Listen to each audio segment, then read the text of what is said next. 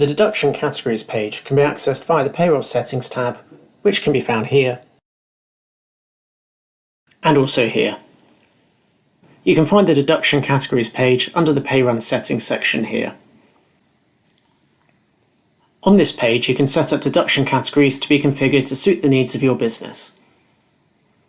You can see that there are already 3 deduction categories set up as default: a pre-tax deduction, a post-tax deduction, and a pension salary sacrifice.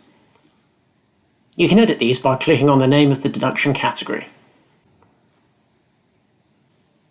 To add a new deduction category, simply click the Add button in the top right-hand corner of the screen. You'll then need to enter a name for this category here. Under deduction type, you can choose whether this will be a post or pre-tax deduction. For the purpose of this video, I'm going to set up a cycle to work scheme as a pre-tax deduction.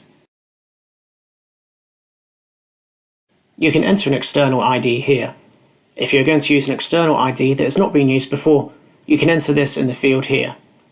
This is useful if you're importing timesheets and you want to add deductions to the timesheet file. If you're using an external ID that has been used before, you won't be able to save it if the Unique External ID setting is switched on. This setting is located on the Payroll Settings Advanced Settings page. National Minimum and Living Wage.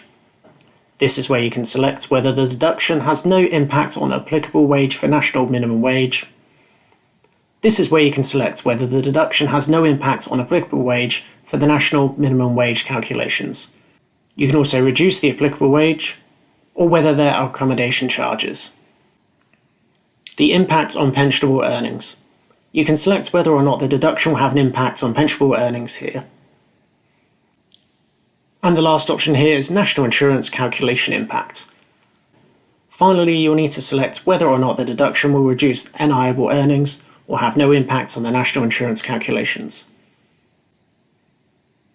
Once you're happy with the settings, you can press Save.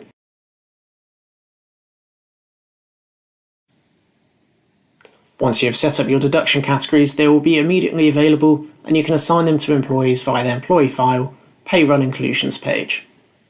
Just a note, currently deductions cannot be imported, so they will need to be added manually by the following process. If you need to delete a deduction, simply click on the red bin on the right-hand side of the screen here. And that's all for the Deduction Categories page.